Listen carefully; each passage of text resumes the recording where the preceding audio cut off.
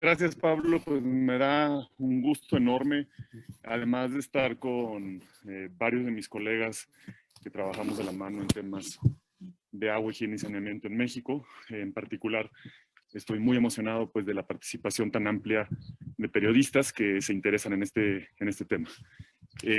Bueno, quisiera comentar de manera breve cómo está la gestión comunitaria del agua en México, agregando algunas cifras que creo que complementan la historia que ha sido ya presentada por mis colegas anteriormente. Una de las cosas que quiero hacer énfasis aquí también es el gran número de localidades que tenemos en México como país, de localidades rurales. En esta tabla podemos ver que existen casi 50,000 localidades que tienen una población de entre 100 y 2,500 personas. En estas 50,000 comunidades viven una quinta parte de la población de México, casi 25 millones de personas. Entonces, eso lo pongo aquí de frente porque nos habla como del gran reto que tenemos, pero también de la gran cantidad de personas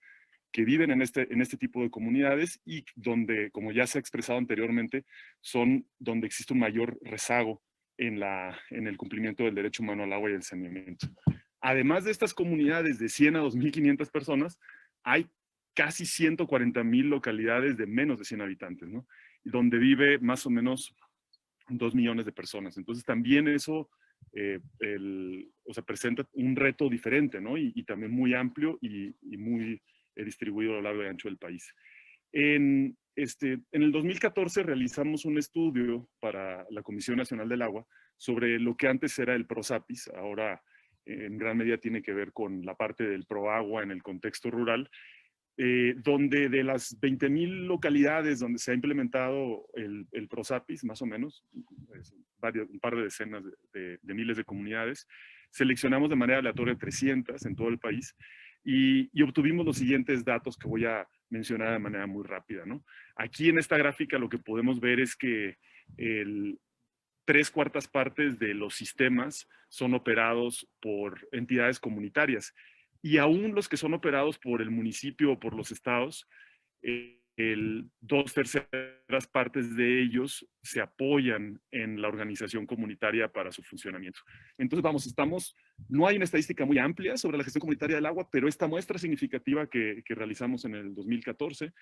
nos deja ver que en las localidades donde se habían implementado los programas de políticas públicas federales, la gestión comunitaria del agua es fundamental para el funcionamiento. Como ya se ha platicado también antes, pues la gran mayoría de este trabajo no recibe remuneración y es un trabajo pues que se hace de manera voluntaria y con un gran compromiso por las comunidades, por crear un bienestar en las comunidades. En los comités, que son principalmente comités de toma de decisiones, seguimos viendo pues una brecha de participación de las mujeres importante y que debería de buscarse la paridad y construir esa paridad,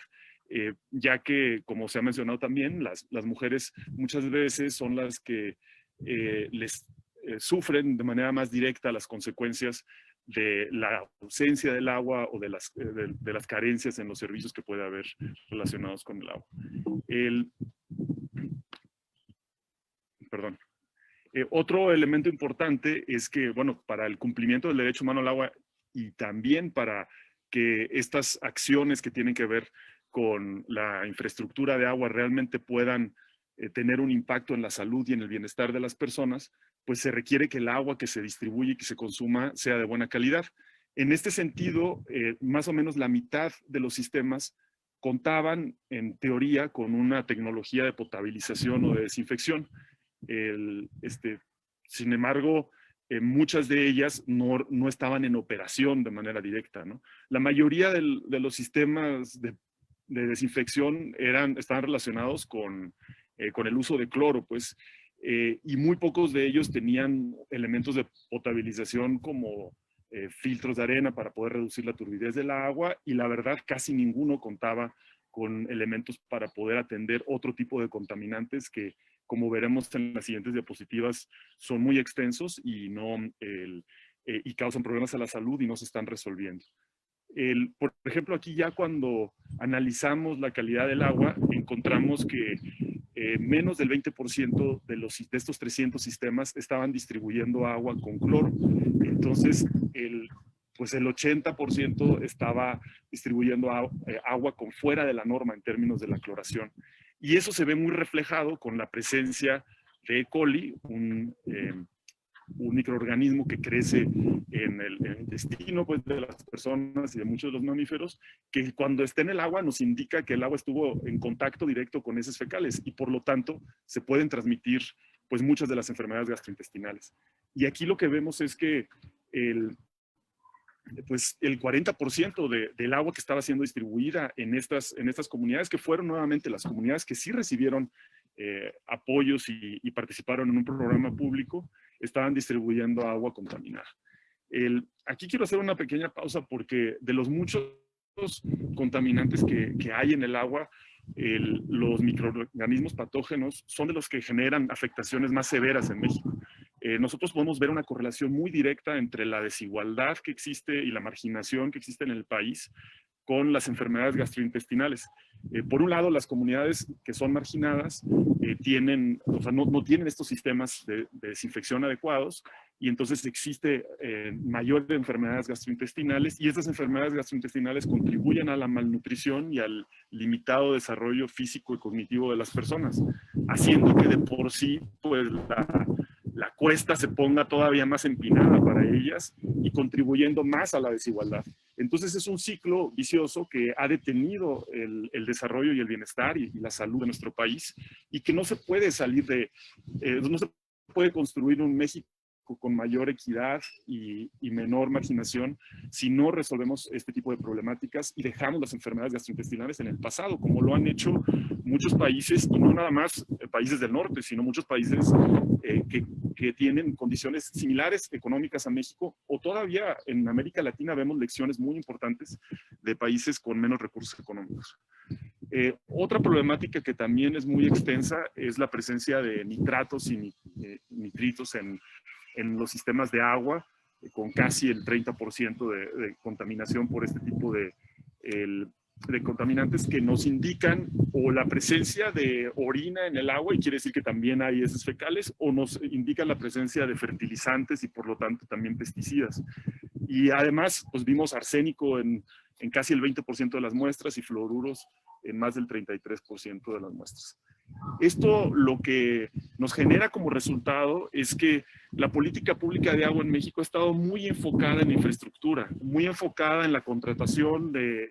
empresas para que instalen la infraestructura, no se consideren los saberes de la comunidad en términos de las tecnologías que pueden funcionar y en particular las que pueden ser operadas y recibir mantenimiento a mediano y a largo plazo. Entonces, pues encontramos que hay algunos elementos positivos de estas políticas públicas, que es que logran acercar el agua a los hogares y ya no se tiene que estar acarreando tanto el agua como antes de que se instalaran estos sistemas. Pero por otro lado,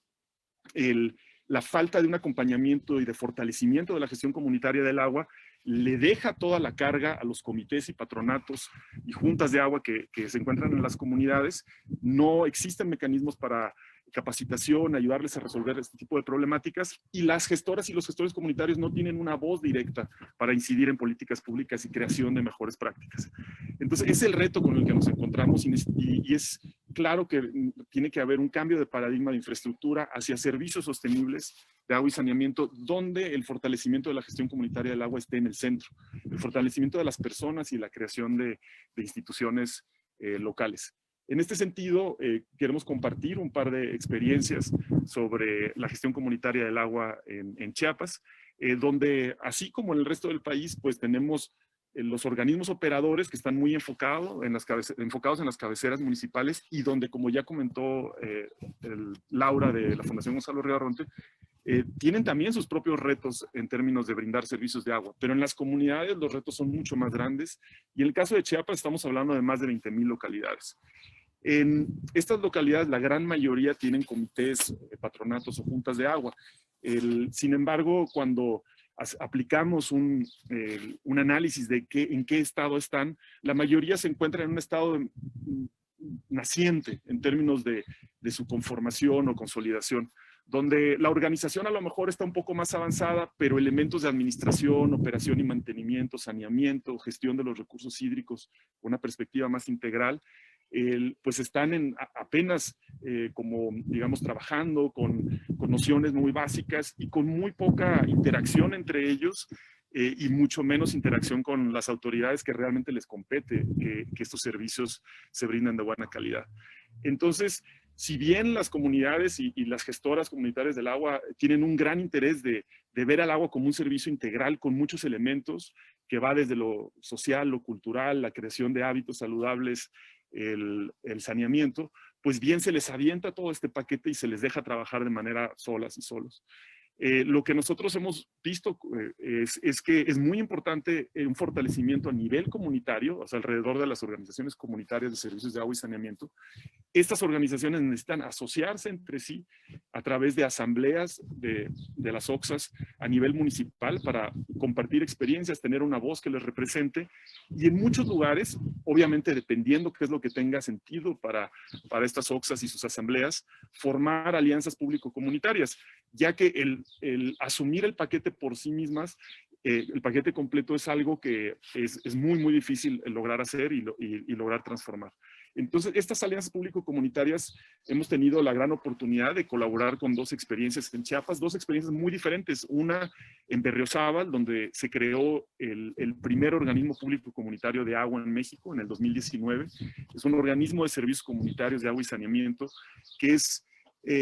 un organismo descentralizado del municipio donde la Junta de Gobierno tiene una mayoría de personas que son seleccionadas por las mismas organizaciones comunitarias a través de su asamblea. Por lo tanto, es un organismo público, pero que antes que responderle en su estructura por su junta de gobierno, antes de responderle al ayuntamiento, le responde a las propias organizaciones comunitarias. Y su objetivo muy claro es el fortalecer, reconocer y fortalecer a las propias organizaciones comunitarias. Este organismo lo que ha logrado es que el ayuntamiento en turno en Berriozábal ponga una atención muy importante al tema del agua y ya hayan trabajado de manera conjunta tanto el ayuntamiento como las organizaciones comunitarias en 15 de las 36 comunidades que lo conforman para tener acciones significativas de agua como sistemas de agua entubada, captación de lluvia, sistemas de desinfección y potabilización. Entonces, podemos hablar de un antes y después en un transcurso de un par de años en el municipio de Berriozábal en cuanto a la gestión comunitaria del agua y el cumplimiento del derecho humano al agua en este municipio, en particular en el contexto rural, que en gran medida se debe justo a este acuerdo público-comunitario en el que se llegó. Ahora, esto no siempre puede pasar y no podemos contar que en todos los municipios de México existan ayuntamientos que honestamente quieren trabajar para el fortalecimiento de las organizaciones comunitarias. Y otro ejemplo de esto es lo que ha sucedido en Zitalá, donde históricamente los patronatos de agua han sido marginados y obstaculizados por los ayuntamientos. Esto en los últimos 2 años ha creado un interés por parte de los patronatos en empezar a interactuar entre sí mismos, poder generar experiencias y poder tener una voz también que les represente. Los patronatos decidieron, con acompañamiento de varias organizaciones y a través de una serie de diagnósticos que se llevaron a cabo en 32 comunidades, decidieron conformar una asociación de patronatos de agua del municipio de Zitalá, que es una de las primeras asociaciones que representan directamente a las organizaciones comunitarias en zonas rurales en relación al agua y el saneamiento.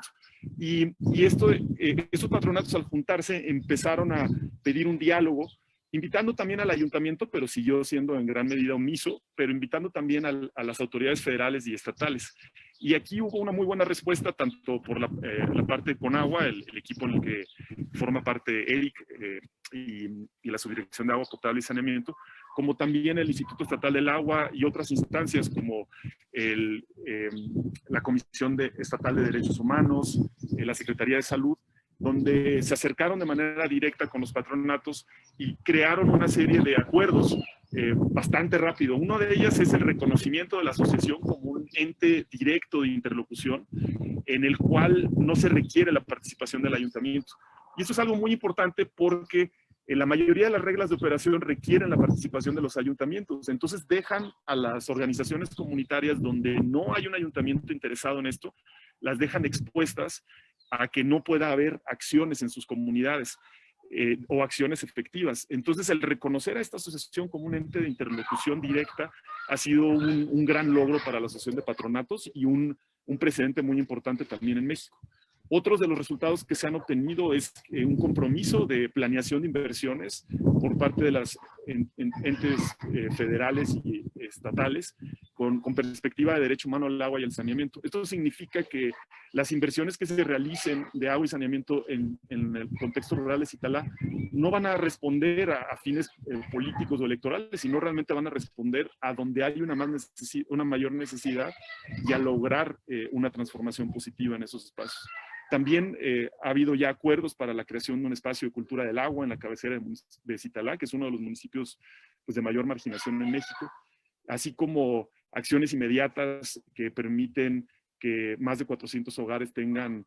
sistemas de desinfección a nivel casero y compromisos tanto de las organizaciones como de las autoridades para un trabajo a largo plazo. Entonces nosotros realmente creemos que el fortalecimiento de la gestión comunitaria del agua debe también buscar acuerdos público-comunitarios para que el Estado no se desentienda de su obligación de lograr el cumplimiento del derecho humano al agua y el saneamiento para todas y todos en México, empezando en las comunidades rurales, que es donde hay un mayor rezago, y que estos acuerdos público-comunitarios no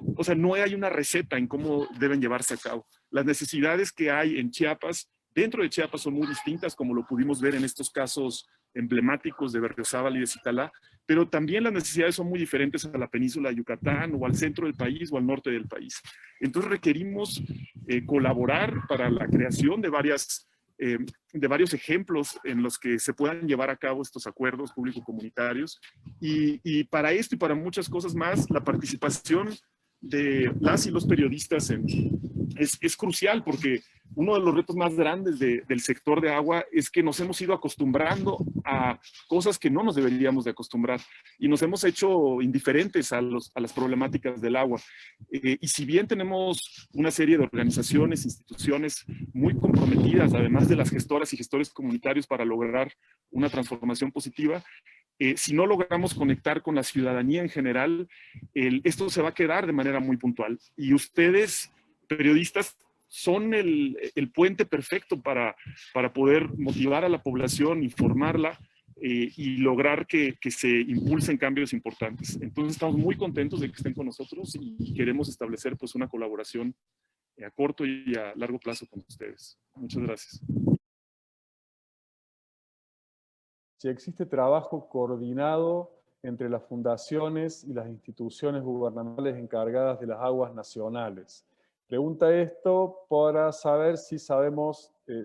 para saber si las leyes mexicanas de agua juegan un papel importante en la gestión comunitaria de agua y saneamiento. Sabemos que algunos de los expositores se han tenido que retirar. Está todavía Luis Velasco, está Telma, también está Fermín, está Eric. En fin, ¿alguno quiere tomar la batuta para responder esa pregunta?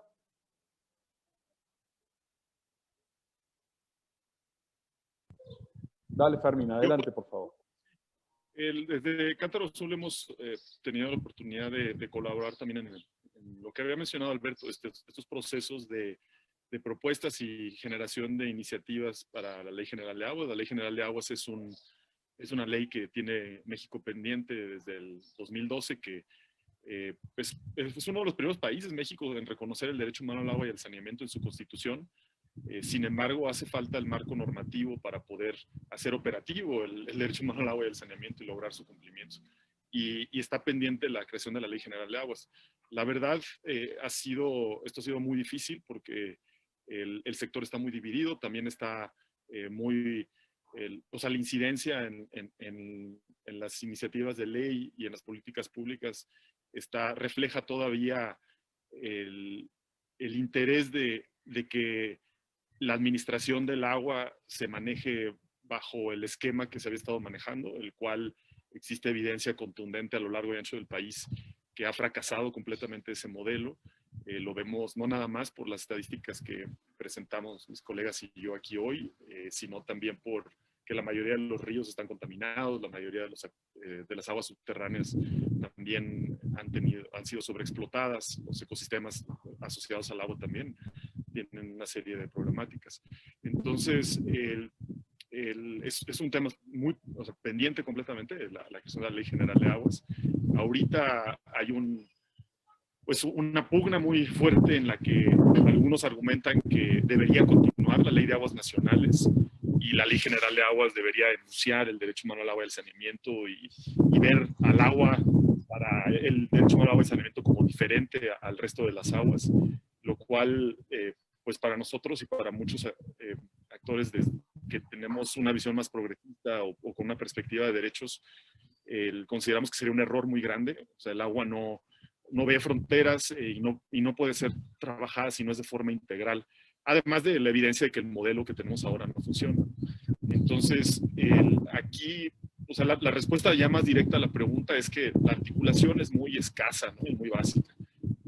Sí ha habido, o sea, hemos visto cambios importantes en las instituciones públicas como el Instituto Mexicano de Tecnología del Agua, un INTA ahora mucho más entregado justo al cumplimiento del derecho humano al agua y al saneamiento, a los espacios de mayor marginación, y eso lo celebramos mucho, pues. También a un área de la Conagua en la que, especialmente en los últimos meses, en agua potable y saneamiento también se ha consolidado mucho y ha tenido, ya ha querido estar trabajando con mayor articulación. Sin embargo, todavía no ha logrado transformarse por completo la Conagua con una nueva visión de la gestión del agua, ¿no? Y con la perspectiva de derechos. Entonces creo que hace falta mucho por hacer. Hay ejemplos claros donde sí se ha logrado eso. Y como mencionaba, la participación de estas autoridades como la Conagua han sido, y el Instituto Estatal del Agua aquí en Chiapas, han sido muy importantes para impulsar iniciativas como la que presentamos de Berriozábal y de Citalá. Entonces creo que hay ejemplos claros y puntuales donde se ve que cuando se logra esa coordinación y esa articulación y con una visión amplia se pueden resolver los problemas. El caso aquí es cómo logramos hacer que eso sea lo común y no la excepción. Y para nosotros, mientras México no tengamos un marco normativo como la Ley General de Aguas integral con perspectiva de derechos, pues para seguir siendo excepción cuando se logre estas cosas positivas, ¿no? El rol que tienen las y los periodistas en dar este paso es fundamental. Vienen unos momentos cruciales, ¿no? Las elecciones, ahorita la definición de quiénes quedan como candidatos para cada uno de los partidos, y creemos que el agua debe ser un tema que se discuta, que se hagan compromisos, que se expresen cuáles son sus visiones. También durante las elecciones es algo que debe tener un rol fundamental. Entonces, si pueden cubrir historias, ¿no? Mi invitación es que cubran historias relacionadas con el agua, tanto de las problemáticas como de las cosas, de las soluciones que se han formulado, y que las y los candidatos se expresen alrededor de esto y hagan compromisos. Y una vez que tengamos un nuevo, en particular, o sea, no nada más las autoridades del Ejecutivo y de los estados y de los municipios, sino también del Legislativo, una vez que exista un nuevo Congreso para la siguiente legislatura, pues también que nos puedan apoyar las y los periodistas en dar seguimiento para que la Comisión de Recursos Hidráulicos pues realmente absorba esta responsabilidad y compromiso y logre trabajar con el Ejecutivo y el Senado para que exista una ley general de aguas y se permita la interlocución, la articulación adecuada de la cual hacen mención en la pregunta. Cambio. Ahí, Fermín, adelante. Bueno, yo quiero contar brevemente sobre un caso de éxito en los procesos de exigibilidad, que es algo que todavía no hemos logrado como país aprovechar lo suficiente, ¿no? Nosotros le apostamos desde Cántaro Azul siempre primero a la colaboración con las instituciones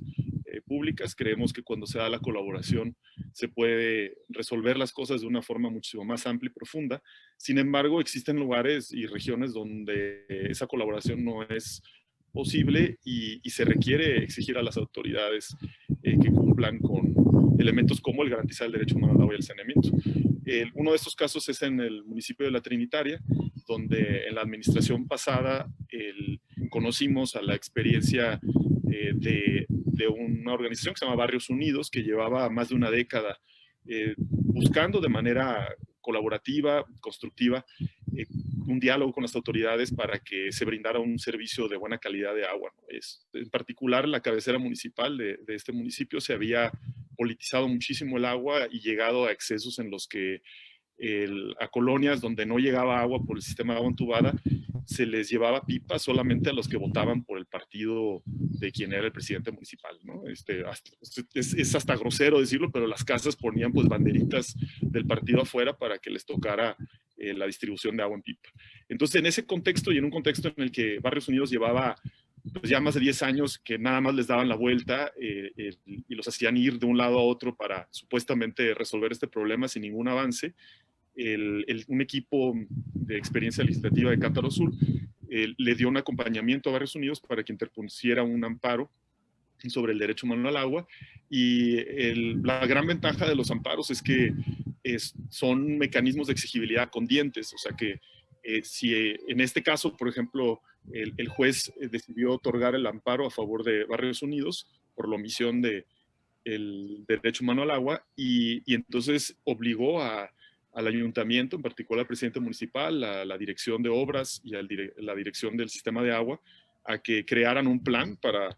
cumplir con el derecho humano al agua y saneamiento y mostraran avances. La nueva administración que entró, pues conoció el caso que estaba en proceso en ese momento, y después la resolución del juez a favor de Barrios Unidos. Y aunque no se lo tomó muy bien el tener, digamos, una observación y un caso que resolver judicial, pues, jurídico, le dio mucho más importancia al tema del agua, lo hizo relativamente bien, y en un periodo de 1 año y medio lograron el abastecimiento de todos los barrios con agua, y no de forma perfecta, mucho mejor que como venía siendo antes. Entonces, ha habido otros casos así, también impulsados por otras organizaciones, por otros barrios y en algunos casos comunidades, y creemos que como sociedad tenemos que impulsar más estos mecanismos de rendición de cuentas y que realmente tienen dientes, y entender pues que el derecho humano al agua, el saneamiento es un derecho humano, no es una elección de si las autoridades trabajan en él o no. No es lo mismo la perspectiva de derecho humano al agua y el saneamiento que la perspectiva de, bueno, si hay recursos, pues instalaremos un sistema de agua, ¿no? O sea, se vuelven prioridades el cumplimiento de los derechos humanos, y las autoridades tienen que realmente operar bajo esta lógica, y como ciudadanas y ciudadanos tenemos mecanismos como los amparos para poder exigirles cuando no hay condiciones de colaboración.